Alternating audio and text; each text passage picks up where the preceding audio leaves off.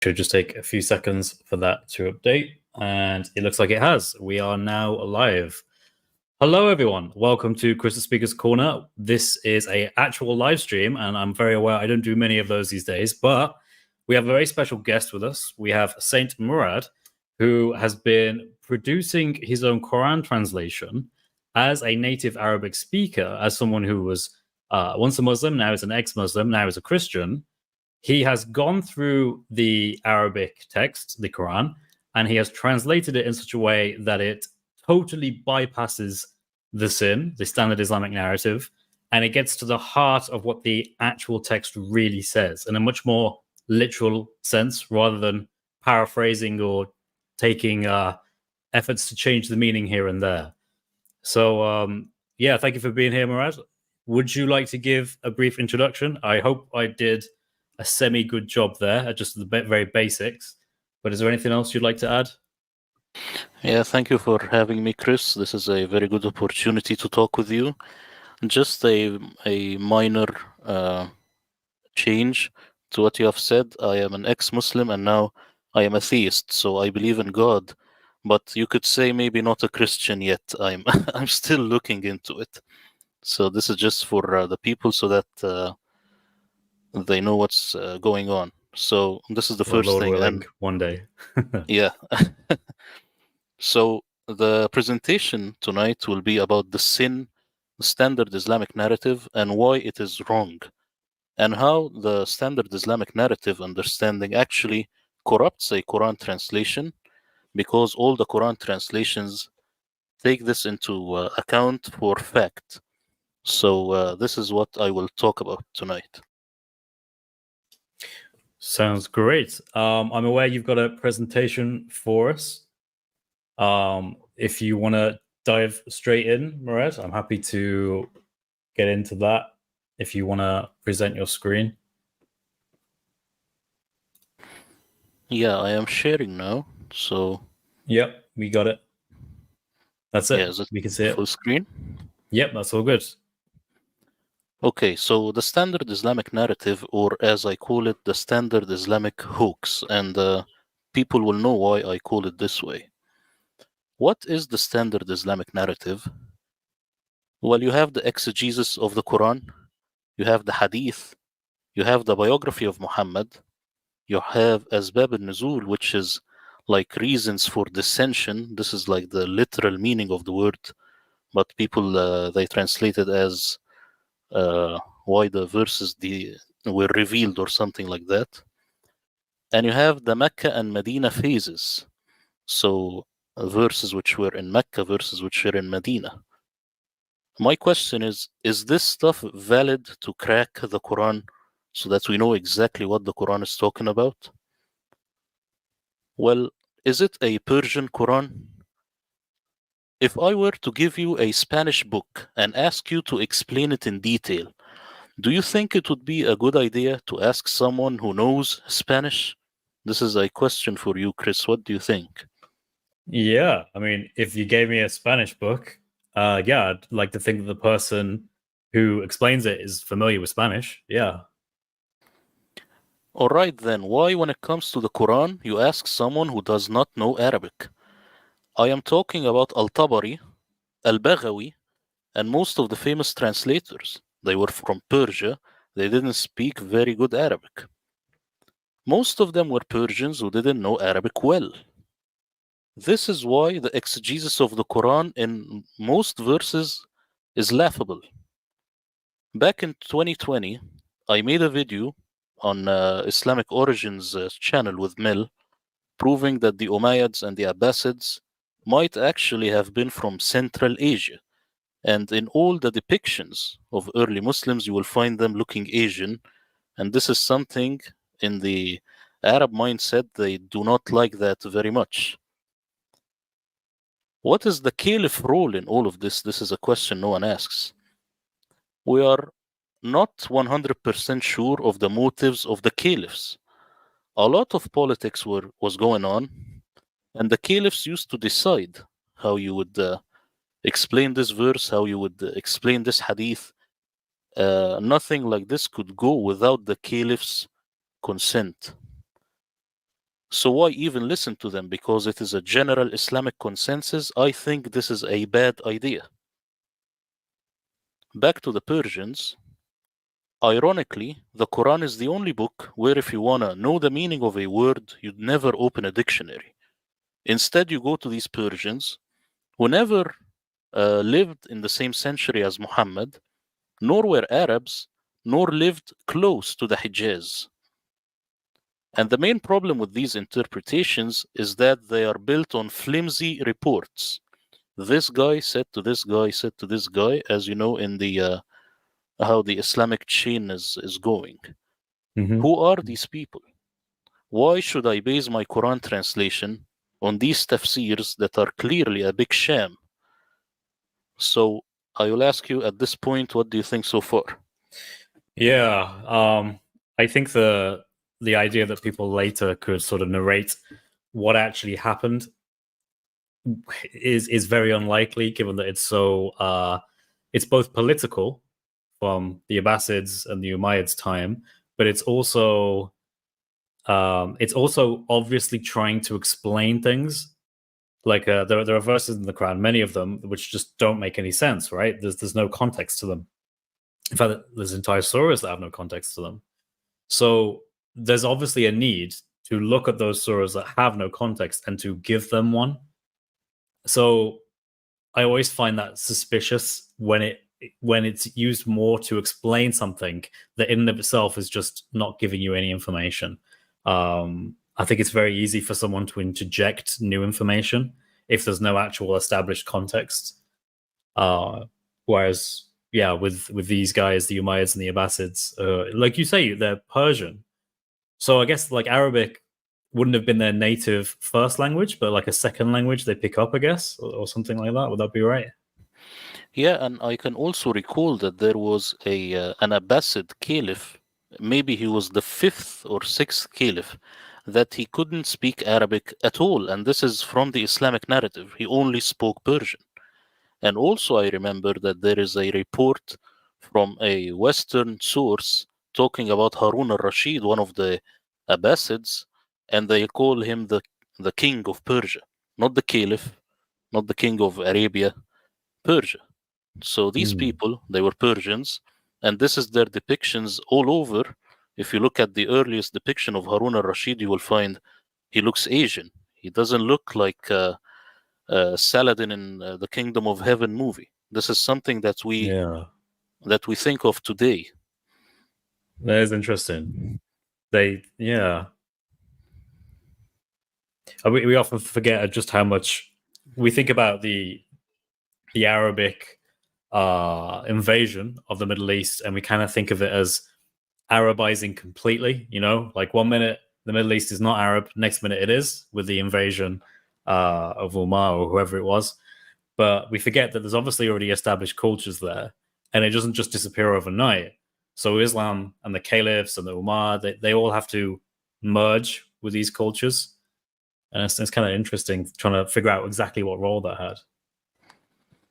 Yeah, exactly. But as you can see in this presentation, I am looking into the Quran and how all of this actually corrupted the Quran one way or another, because the Quran uh, it emerged from a different place than from these tafseers. So it made these very big mistakes.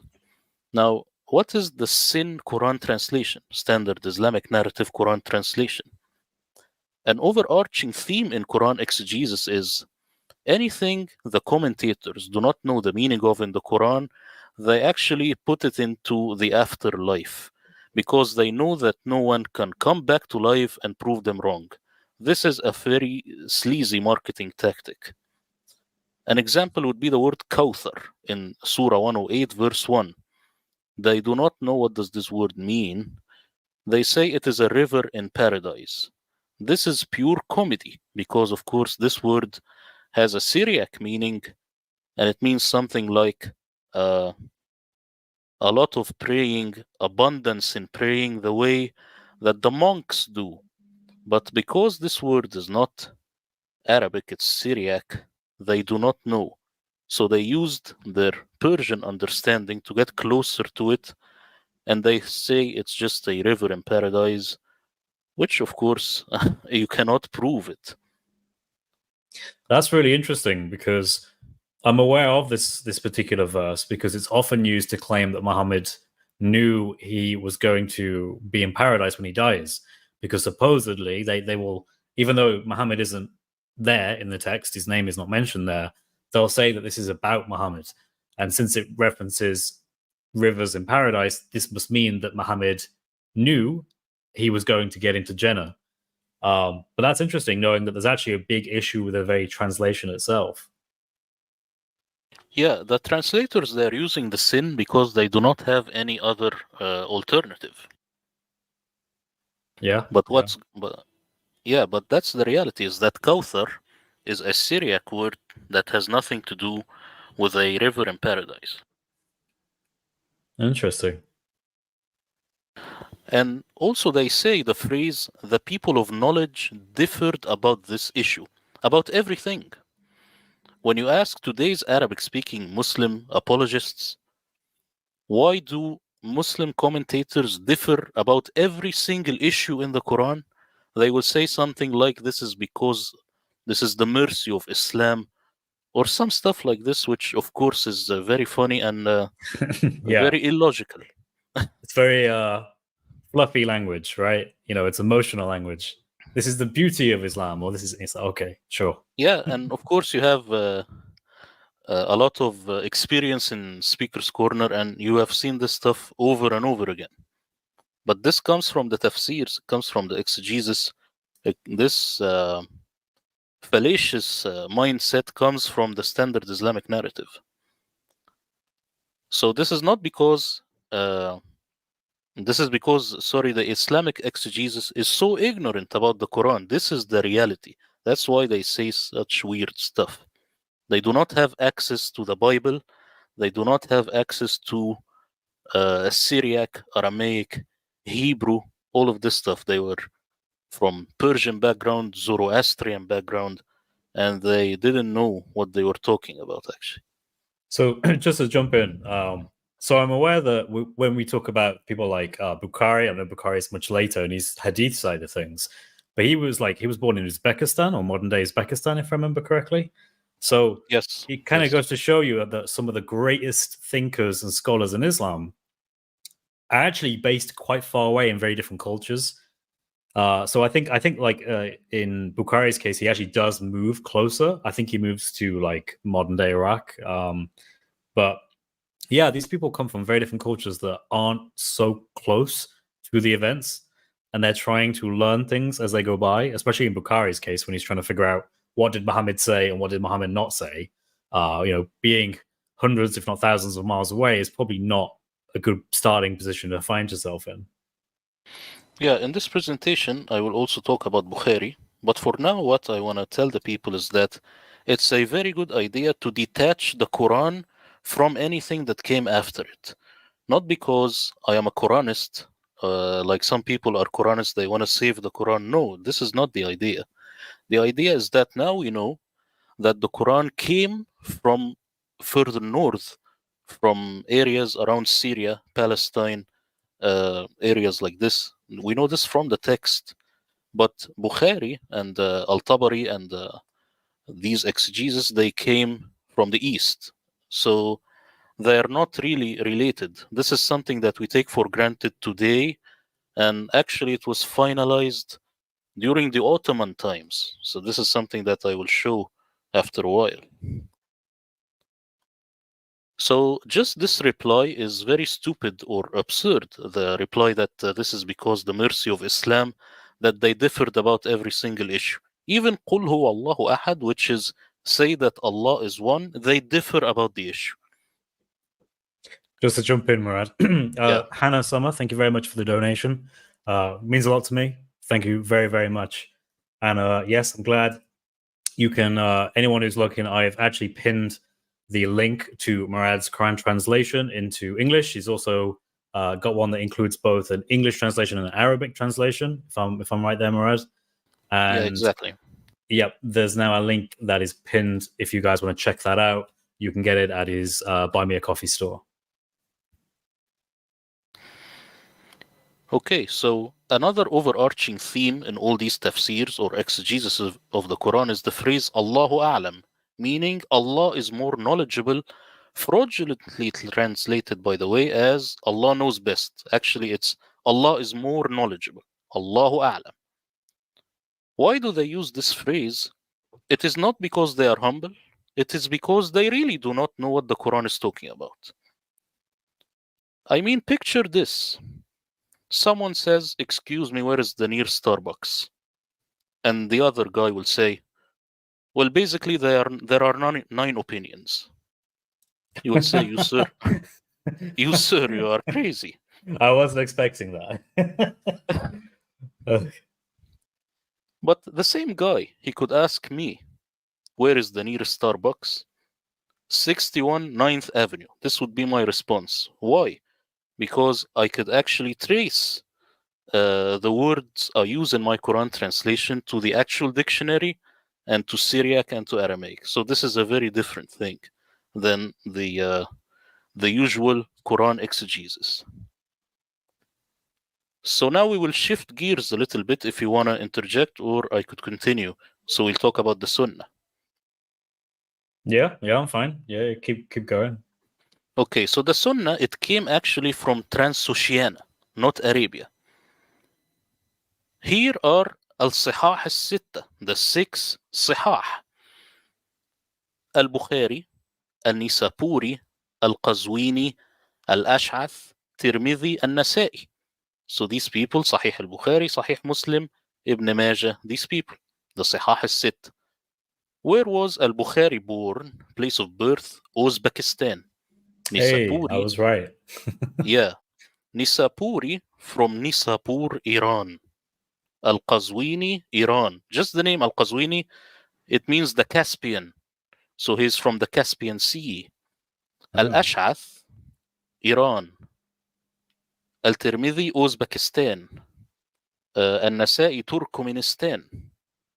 So these people, they were born very far from where the Prophet of Islam supposedly appeared. Let's pinpoint these places on a map. Uzbekistan, Turkmenistan, Iran. And here is the Persian Gulf and the Caspian Sea. So you can see it's very far east. No one is from Arabia. Plus, oral traditions survive at the same area it was born in, like the indigenous people of America. And since all Sunnah writers came from places other than Arabia, then the claim of oral traditions being passed down from Muhammad is actually fraudulent. Yeah. It would be like if you heard someone like narrate something that had an American grammar, but you've never been to America and you're like 1,000 miles away, you're in Germany or something. It would be very strange to think that you've accurately got that translation that can go all the way back to a person if you've never been there and the person lived like 100 or 200 years ago. Exactly. So this is exactly the point. So it's not just that it's like Chinese whispers game. No, also there is a problem with geography. So here I ask the question, is Sahih al-Bukhari a hoax? Sahih al-Bukhari doesn't have one original manuscript. This Moroccan scholar called Rashid Aylal wrote a whole book about it. Until now, no one debunked him. The name of the book, Sahih al-Bukhari Nihayat Ustura. In English would be Sahih al-Bukhari, The End of a Myth. And this book is printed in Arabic. Debunking him requires one thing and one thing only, a manuscript from the time of al-Bukhari, or even close. That never happened.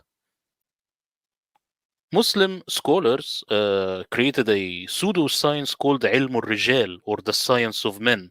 Actually, this is hocus pocus because they cannot trace the tradition back to Muhammad. So what about the others, Sahih Muslim and the rest of the Sihah Sitta? Well, their case is even worse than Bukhari, as explained again by this Moroccan scholar in his book. Plus, these writings in Bukhari are not all about Muhammad. You have the example of the she monkey getting stoned. Where is Muhammad in the story? And I ask you, what do you think so far? Yeah, well, hopefully he's not the she monkey, I guess, you know. But yeah, this is really interesting. I have not heard of this guy before. Do you know if his works have been translated into English, or is his book just purely in Arabic at the moment? No, it's just in Arabic, and people they are Ah, only cursing him. They are saying he's an infidel, but they never read the book. He is saying, guys, please show me just one manuscript that's even close to the time of Bukhari. yeah, I'd love to read this, but obviously I'm going to need some kind of translation. But yeah, that is amazing. I am aware of the manuscript problem with Bukhari. You know, he has these Sahih works that he produced with all the most authentic hadith and all the ones that he didn't write down that he destroyed, which I find very suspicious and difficult to accept. But the idea that we don't even have a manuscript that goes back to that time, and at this point, this is the 9th century, so it should be pretty easy to get a manuscript, you would think, but nothing there. Hmm. Yeah, this man, because of course I didn't put all the details in this presentation, but in his book he says the very first, like an equivalent to one volume of Bukhari, appears in the Middle Ages. And the finalized version of Bukhari is actually at the time of World War One. You see? World This War is, One. Wow. yes, where you have the entire Bukhari. So I So, have yeah. something maybe that's related to this because I learned probably about a month ago now. I was reading Gabriel Reynolds' book, The Quran and the Bible, and he basically, not too far into it, he actually explains. So you have Hafs and Asim, which is like the most common Quran for anyone who doesn't know. That's basically 95% of any Quran you pick up. Well, supposedly there's 4 different traditions of Hafs and Asim. And depending on, and you basically, in 1924, when they had the Cairo project to standardize the Quran and then distribute it, they had to pick which of these 4 chains of Hafs to go with because they differ slightly. And I couldn't believe it because I was thinking this is 1924. You know, so like that's almost 1,600 or 1,500 years have passed. You would have thought they would have ironed all this stuff out centuries ago and came to some sort of consensus over what his version of the Quran actually is. But it was still up for debate. And I find that just so fascinating. I wonder if that's a similar thing here that, you know, it took this long for people to actually finally settle on, okay, this is like the definitive Bukhari work. And anything else is not authentic. Yeah, with the Sunnah, the case is almost similar to the Quran. Wow. That's the idea. Everything was finalized during the Ottoman times with World War One.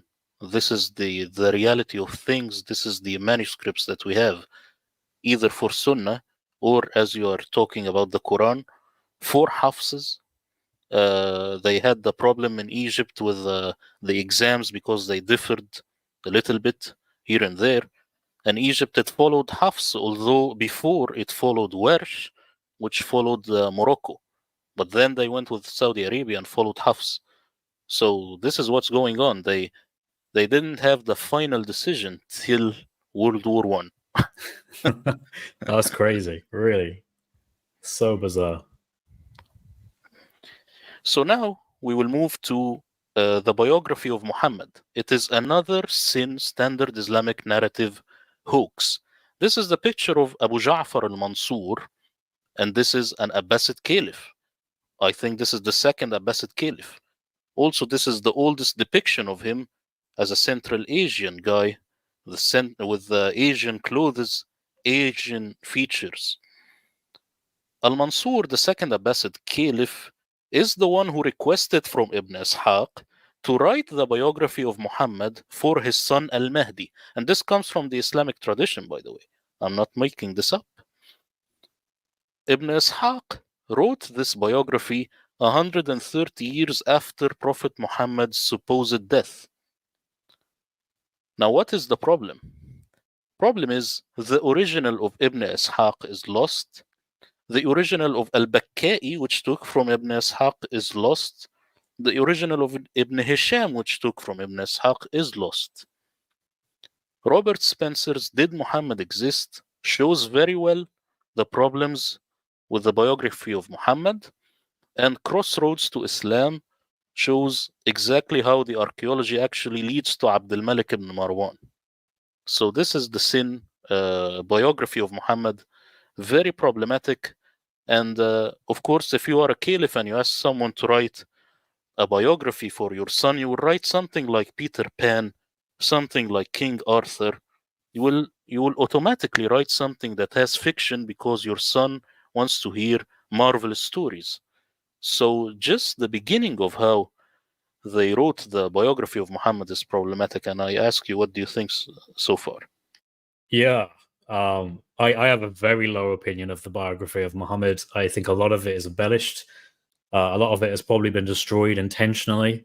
I think that was the whole idea behind the science of hadith. It's to basically categorize what people want there to be about Muhammad that's useful in terms of his biography, and to get rid of anything that's embarrassing, like Muhammad reciting satanic verses, and so on and so forth. And they came up with a criteria to be able to do it.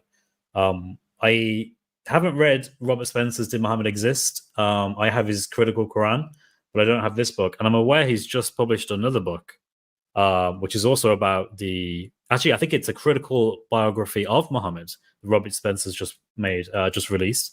And I need to get that as well. But yeah, I'm completely with you. I didn't realize we didn't have Ibn Hisham. So that's interesting to learn as well. Yeah, Ibn Hisham, the original, we do not have. We have small fragments from him. And about Robert Spencer, actually, Did Muhammad Exist goes very well with his new book, because in his new book, he shows that almost every single thing we know about Muhammad, it has multiple versions that are not just contradictory, but they are contradictory like crazy. For example, when was he born? They could say he was born at the year of the elephant, or 5 years before the year of the elephant, or 15 years after the year of the elephant. So this kind of discrepancy is just too much. Also, who was the angel who visited him first? Was it Gabriel? Was it always Gabriel? No, there are versions that it was Seraphil and then Gabriel. Was it real or was it a dream? Also, you have two versions within the standard Islamic narrative. And I think it's important to highlight that when you have those variants that contradict each other, Islam is fundamentally these variants, these hadith, these traditions that always supposedly go back to Muhammad, but because there's differing accounts, they can't all be true. So for them, in there is, Islam as a whole, when you take into account the hadith, they have tons of variants and tons of contradictions.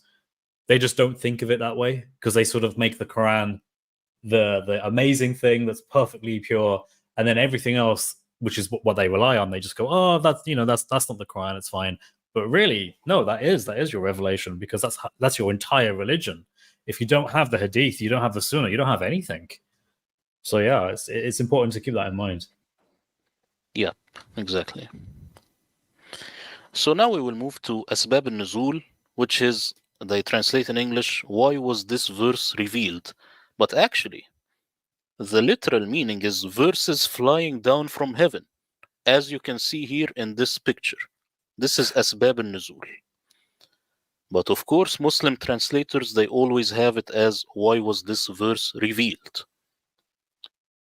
Reality is that this is a highly narcissistic, self-centered approach to the Quran, later created by Muslims after owning a complete Quran. On one level, it is made to cover up the fact that they do not know what the Quran is actually saying. And on a deeper level, it was crafted to forge the life of Muhammad into the Quran, when in reality the Quran does not know Muhammad. And of course, this might be a new theory to you, but I have talked before about the 4 mentions of Muhammad in the Quran. they could actually be a reference to Jesus, because Muhammad means the most praised, and just the way of saying Muhammad, the one who is praised, is kind of a divine title. You cannot have this title if you are just a mere human. And people could say, well, the Quran mentions Isa. Well, also the Quran, when it talks about, for example, Yunus, which is Jonah, it says Jonah, and it also calls him Dhalnoon, which is the one of the whale. So no problem. The Quran uses multiple names for a single person.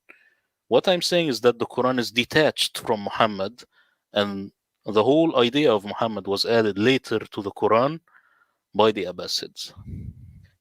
I'm just going to jump in and say I very much agree. You've obviously done a much bigger dive into this than I have, and obviously having translated the Quran, you have a much bigger scope of this than I do. But from what I have looked into, those four references, especially when one of the references, because there's a reference that talks about Jesus in a particular way. I think it's something like Isa is like a messenger or something like that, and just a messenger. And there's another verse that supposedly is about Muhammad, but it's basically the exact same as a previous verse that talked about Isa. And I remember when you look at that, you think, oh wow, yeah, that looks like it's a very easy case to make that was originally actually about Jesus as well, but was changed. So yeah.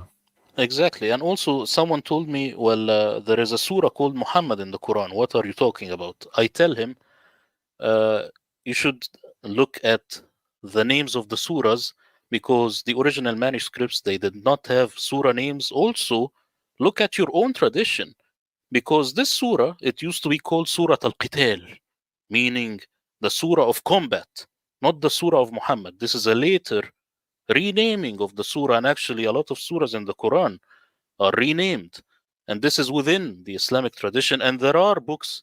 Remember when Hatun showed the 37 Qurans, there Yep. are other Qurans with different surah names, and they are very critical, because just the changing of the name shows what was being done to manipulate the text. Oh wow. I did not know you could still get them like different Arabic Qurans with different surah names. That's interesting.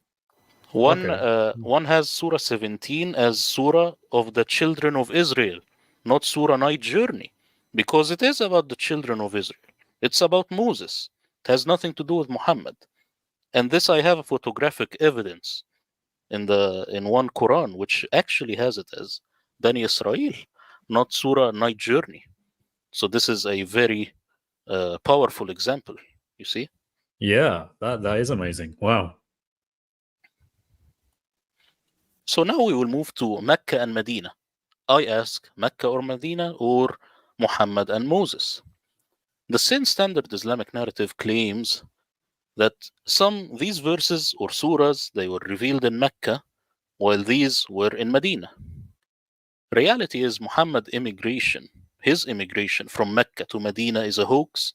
It is remodeled on Moses' exodus with his people out of Egypt for being persecuted for their new monotheism. The details of this scam are not to be discussed here, but I have made a long video with Jay Smith talking exactly about how this was done. And in reality, they never used the word Hijri for dating the Arabs. If you look at the Muawiyah and how they used to date, they say according to the years of the Arab, not the years of the Hijra. The word Hijra came close to the medieval times. So it's also new, this Hijra idea. Also, the Yathrib, it was renamed to Medina in the medieval times. You see? Interesting. Yeah.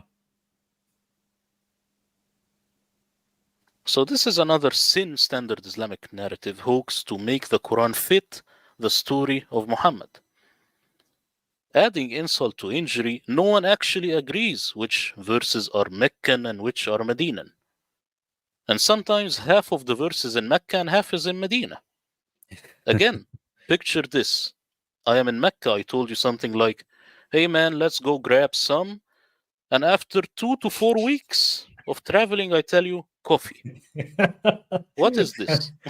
I've always wondered. It is kind of because I've heard that he said a little bit of this surah in Mecca, and then he said the rest of it in Medina, or sometimes it's even more like this little bit in Mecca, this little bit in Medina. Then, and it gets quite strange in thinking on why revelation would come that way. But yeah, this is a funny illustration about how it's all split up like that. Yeah, so the easier explanation is that this is just a lie. Yeah, I do think I would agree that we should probably discount the Meccan and Medinian distinction in the Quran because it isn't helpful. Yeah, so here there are things that are not mentioned in the Quran at all, and this is for the Western audience so that they are not fooled one way or another. Hijrah, specifically from Mecca to Medina, this is not in the Quran. Isra and Mi'raj, which is fraudulently translated as the night journey, it is not in the Quran. You do not have these words. Well, yes, you have them, but you have them here and there. You do not have them together, implying that there was a night journey for Muhammad to the seven heavens. It's not there. The doctrine of abrogation, it is not there. The word nasakha in my translation does not mean abrogate. How can I know? I will show you in this presentation. The black stone, not mentioned. Ashura, Muhammad's wives. Well, yes, but maybe if you say that he is Muhammad, but of course it is not mentioned clearly at all. It's just mentioned as the messenger, and this messenger, in a lot of cases, it's the angel messenger.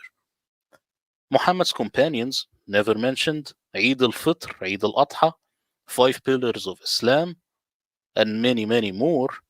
These things come from the sin standard Islamic narrative. And back to you, what do you think? Like, this is so important because these points you've got on the screen, these are all the central beliefs basically of Islam. I mean, even the 5 pillars itself is here, and it's completely right. Like, I've always thought that strange that so little of Islam actually comes from the Quran, like so little of it. Isra and Miraj. I've met countless Muslims that try and say the Miraj is in the Quran, but they can never find it. They're usually just referring to Surah 17, and they just haven't read it properly. But yeah, it really makes you think. Just when you strip everything away, the Quran is like a totally different book from what we've been led to think it actually is. Yeah, and as you can see also, people, they make a lot of debates, Christian and Muslims. The Muslims, they always say something like, show me the Trinity in the Bible. I will tell them the word Tawheed is never mentioned in the Quran. That's even better. What do you think? Yeah, so I have my own version of this. My one is show me the doctrine of Isma, the supposed sinlessness of the prophets. Like, show me where this is in the Quran. Because Isma, yeah. yes, Yeah. forgive me, I have to guess with these words, as an No, Englishman. no problem. But so and they never can. And I say, look, I'll show you where the Trinity is in black and white as soon as you show me where this doctrine is mentioned. And of course, it's not only that they can't find it in the Quran; they also can't really find it in the Hadith either. It's such a just this thing that's just come out of nowhere. It doesn't come from the Quran or the Sunnah. And what's worse is the Quran in many different places explicitly says that prophets did do things that were sinful or did do things that were against God's will. So it's such a bizarre doctrine to try to defend when everything in your religious scripture says the opposite. That's the one I go to. But you're right. There's a ton of these. A lot of people go to Tawheed, or explicitly where Jesus says, or Isa says he was a prophet. Where it says to pray 5 times a day. The Shahada in the exact formula. Yeah, all these kind of things. Yeah, and the word Tawheed, if you translate it literally in the correct way, it means unification, not unity, not oneness.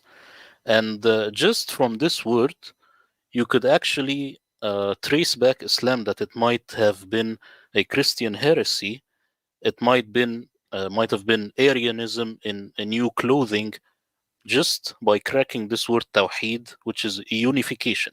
So Islam doesn't have anything about unity or oneness. It's just unification. With unification, you need a minimum of two things. It could be three. So this is something that they never think about. Interesting.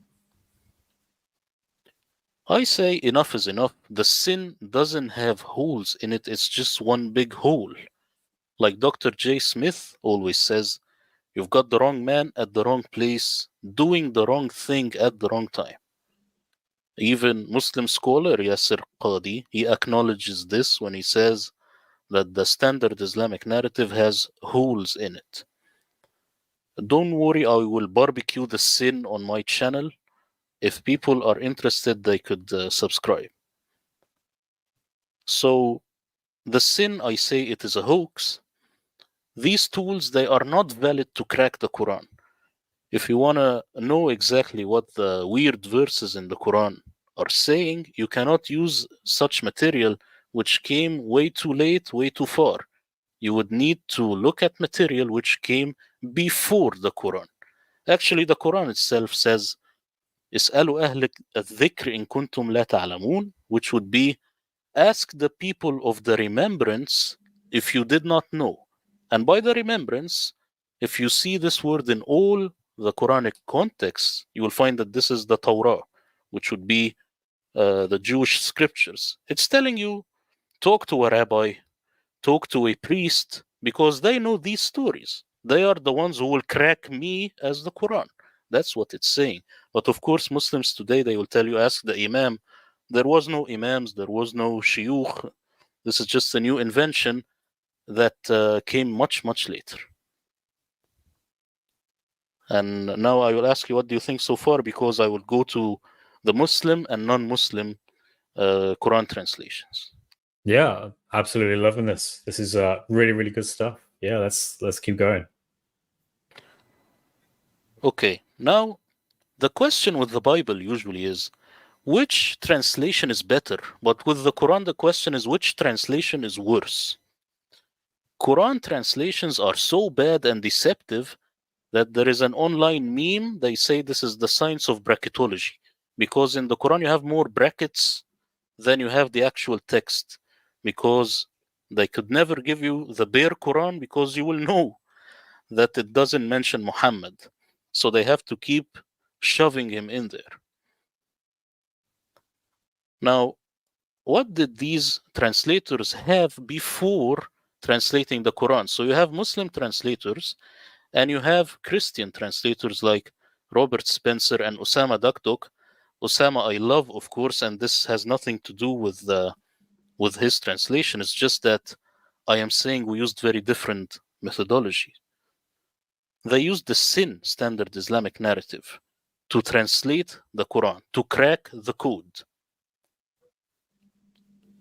The Quran is the only book in history in which, when you want to translate it, you never open a dictionary, but you go to writings written by Persians who are way too late and way too far. Muslim and non-Muslim Quran translators started by translating from Surah 1 without creating their own concordance. This is evident from their lack of consistency in word choice. In reality, the Quran is very poor in vocabulary. So when you read it in English, you will feel that it has very rich vocabulary when this is not the case. Here, we will look at how the sin corrupts a Quran translation. This is the famous verse which is about abrogation. It says, ما ننسخ من آية أو ننسها. ننسخ, they say abrogate. Almost every single Quran translation uses the word abrogate a verse.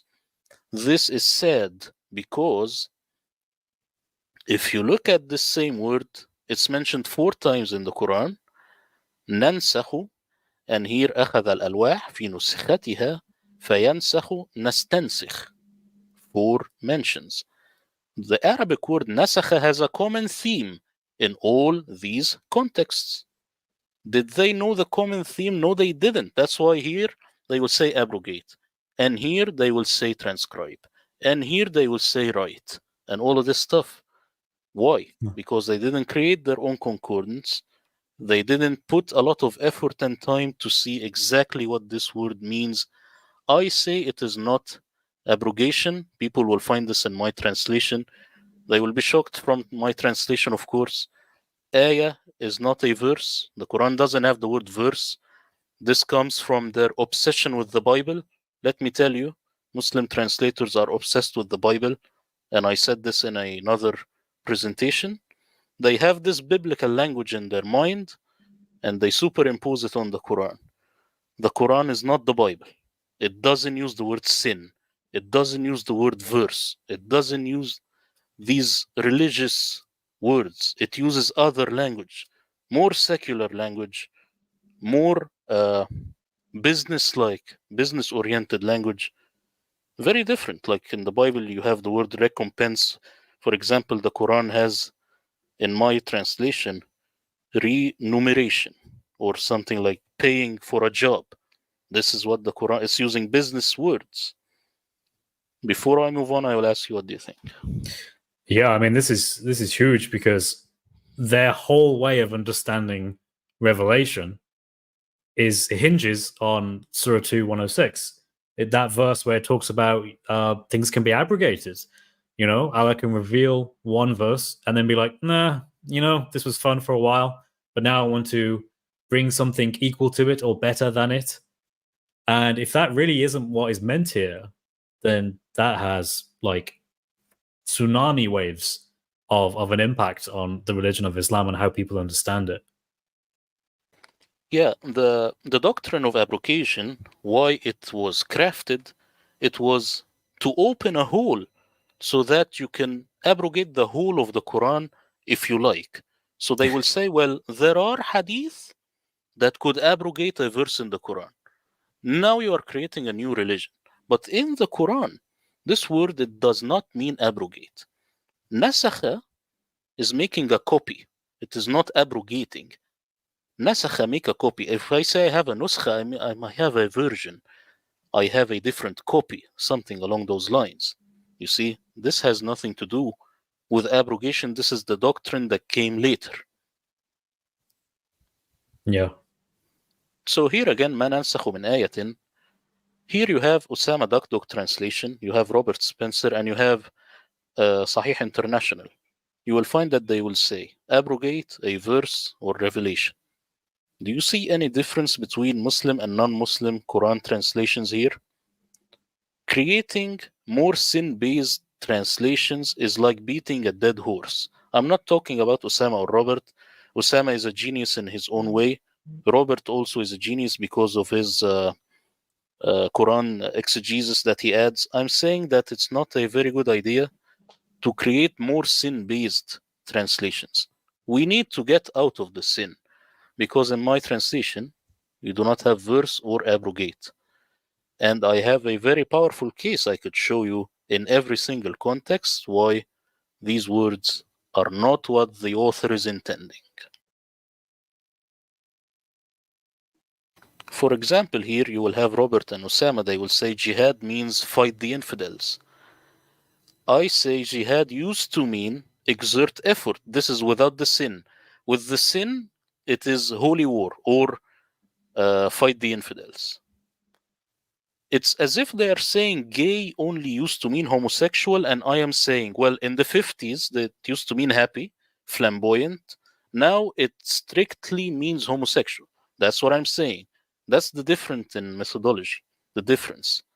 That's what the sin is hiding. It's hiding this primitive meaning in the Quran. That's why I say they are oranges and I'm an apple, because we are different. We just use a different methodology. They are using what Muslims today believe. I am using what the Quranic author maybe intended and was lost to the sin. So here, the Muslim translators, this camp will say something like the Quran can't be 100% understood, but it is from Allah. And this camp says the Quran cannot be 100% understood because it's from a madman or because it's corrupt, something along those lines.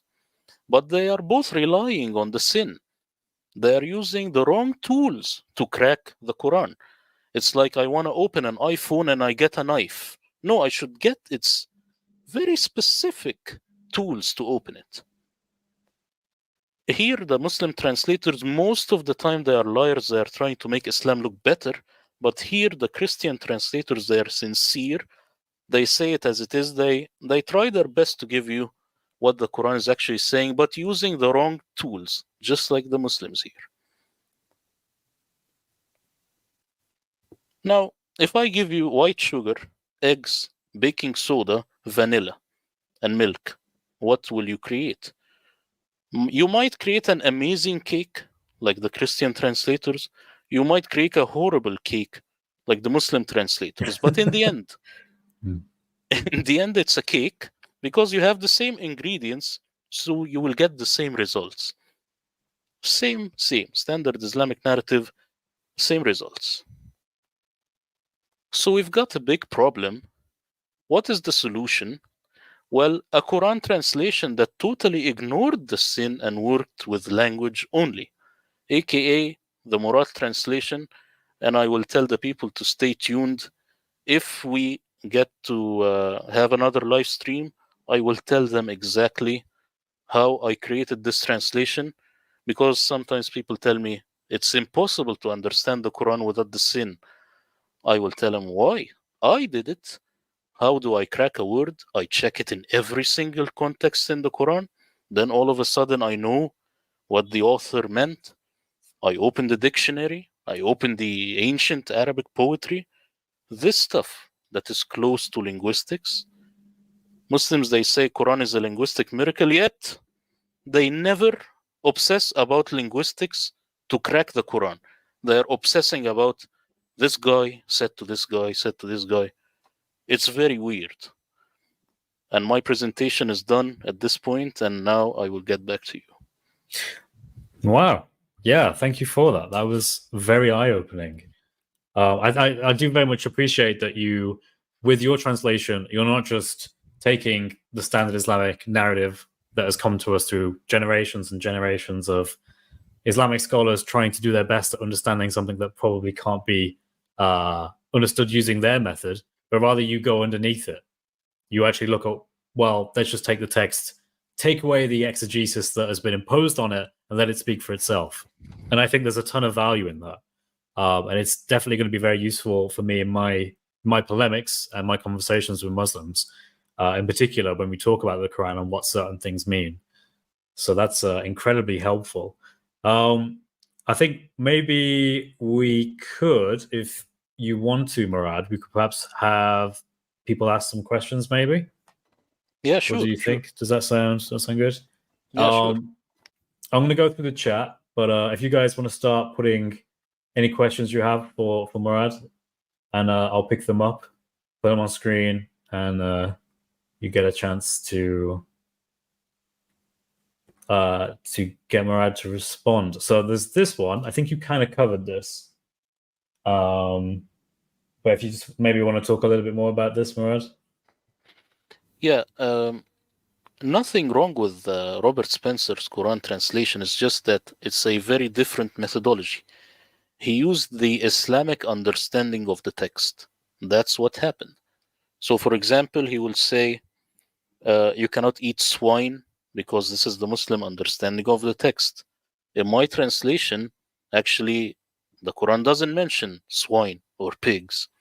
So Muslims can eat bacon. In my translation, there is no abrogation. Why? Because I used just the linguistic method. So it's very different than the translation of Spencer. Nice. Just looking through comments, trying to see anything I want to bring up.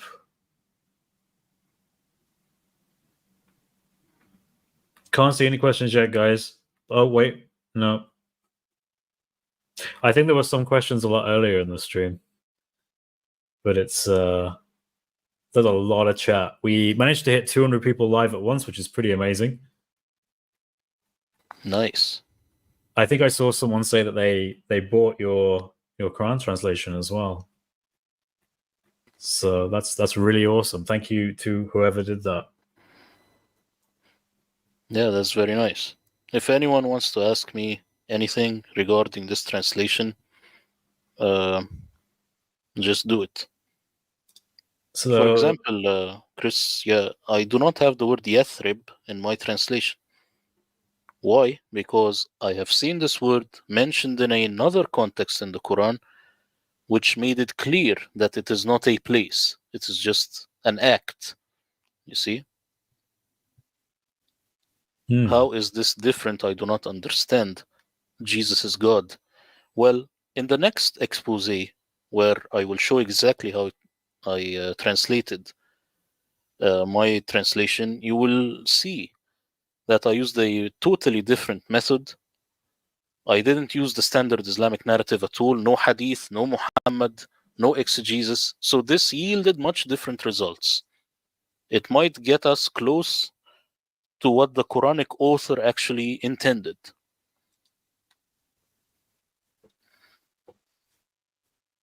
So Human Kirk asks, so when can we expect this new translation? Well, they can buy it now. It's in the link. I think the link is in the chat. But the official expose on my channel will be on the 1st of November. This is if you are skeptic and you just want to see exactly how I did my translation. First, you can check it. But if you want to get it now, just get it from the link in the chat and in the description. I would encourage you all to do that. I have a copy myself, so I would very much encourage you all to do the same because it is an amazing translation and very useful for your conversations with Muslims or just for study. Hannah Summer says, is there a place where we can get your semantic and grammatical explanations? Well, all of that will be in my expose on my channel and in future videos. But in my translation, I do not add any commentary, and this is something that you will never find. Any Quran translation, you will find very few brackets here and there, or some form of commentary. That's because they want to add Muhammad in the mix. So mine, it does not have that. It's just a pure translation. Nice. Voni says, for Saint Murad, since your translation ignores abrogation rules, then what does it imply if not abrogation? And can you give an example? Well, as I am saying, the word nasakha, it means make a copy. It's talking about signs. Ayah is sign, it's not a verse. So it says that the Quran doesn't duplicate a verse or cause it to be forgotten. That's what it's saying. So this is in my translation. And I have the backing of the Arabic dictionary. If you just say nasakha in the Arabic dictionary, and actually, Chris, there is something very funny. Within the dictionary, it will tell you nasakha means make a copy or have another version or make a duplicate. But Islamically, it means abrogate. That's pretty amazing. Yeah. Wow. What is this? You see? So we have Prima Scriptura says, what is the best lexicon available English readers can use in reading the Quran? To be honest, I do not think there is one. That's yeah. I was on this view as well. I know that there has been a lot of difficulty in actually producing a sort of scholarly accepted critical lexicon or even a concordance as such, because there's just so little interest in doing it, bizarrely. That's to my knowledge. Maybe things have changed a little bit, but if anyone is aware of some really amazing lexicons, I'd love to hear them. Yeah, I have created my own concordance, but it's just in a very amateur way. It's not to be published online. But this concordance, it took every single word in the Quran and checked every single context it's mentioned in the Quran. That's why it yielded this much different results. We have Hobocop, I think that's how that's meant to be. Is the 7th century Arabic missing vowels? If so, how is it possible for words to be mistaken? Yeah, the 7th century Arabic. I think it was not Arabic. It was Syriac, but then it got Arabized, and now all of a sudden you have Arabic. Because why would someone write something without vowels? This is crazy. But adding vowels over something which was already good and readable, this is what we can believe. So I was just using the Hafs. So all these surprises, I have it just using Hafs and just ignoring the standard Islamic narrative. Imagine if we also ignored all the vowels and got back to Aramaic and Syriac, then the Quran would be almost 100% correct. Interesting. So you take Christopher Luxembourg and Gontolulik? I can't pronounce his name. I'm not sure if that's right. But do you kind of take their understanding that these were like original Syriac lexicons and they've been sort of like co-opted for an Islamic purpose? Is that kind of your view, or? Yeah. But I did not adopt their understanding in my translation. Now, why is that? Because a good Quran concordance was never created. So I created my own, just assuming the Quran to be 100% Arabic and not Syriac. So that if I create another translation in the future, now I can judge if Christopher Luxembourg has the right word in Syriac because I already have my concordance. Because Luxembourg could say something now and I could just believe him blindly because I did not do my own homework. So that's why this translation that I have done is critical because it will serve as a future for another translation which will have the Syriac and Aramaic layer. This is like stratas of in the rock. So the Aramaic strata, you cannot work just from the Aramaic strata without doing the work with the Arabic, the original Arabic, or the final Arabized, as I say, the final Arabized Hafs. So, the question for me, Crystal Speaker's Corner, will you read it live for charity? This is Dijan Petrovanik. I've probably absolutely butchered your name, so very big apologies if I have. Possibly, that is a good idea. I'm still sort of coming down from reading the Quran in a terrible English translation.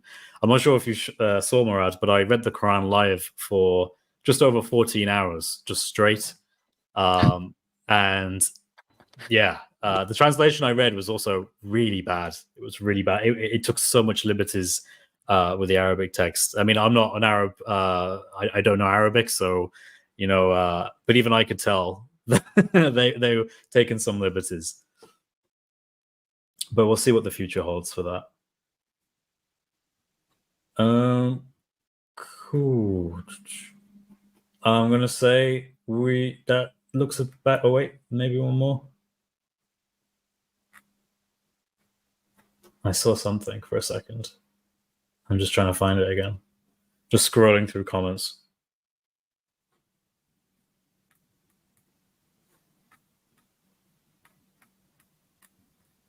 Mm-hmm.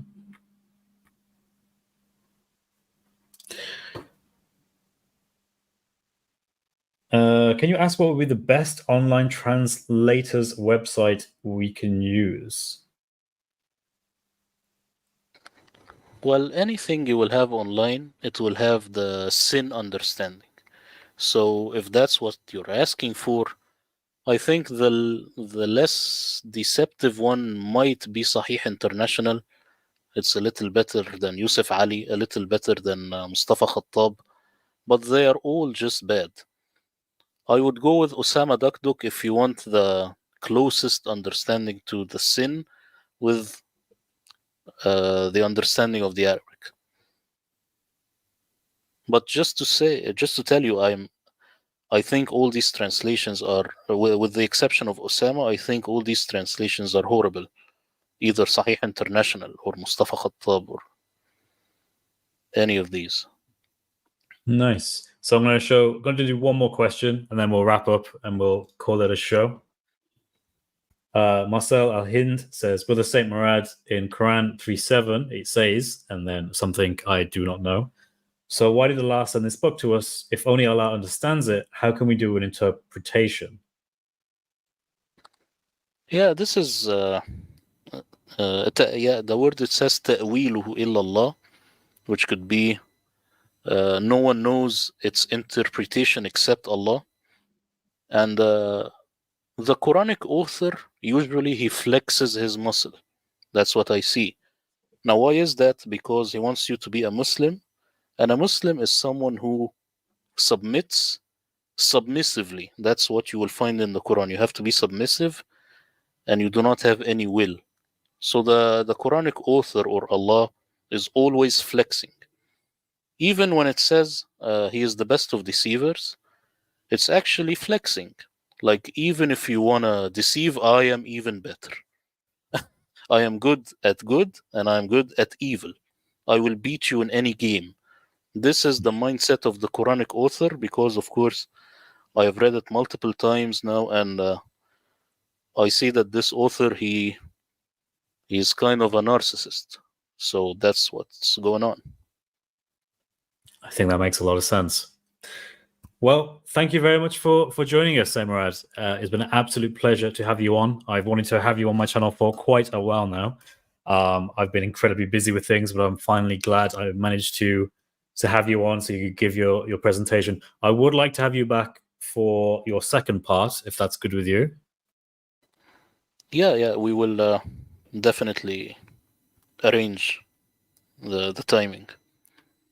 Awesome. Yeah, I cannot wait.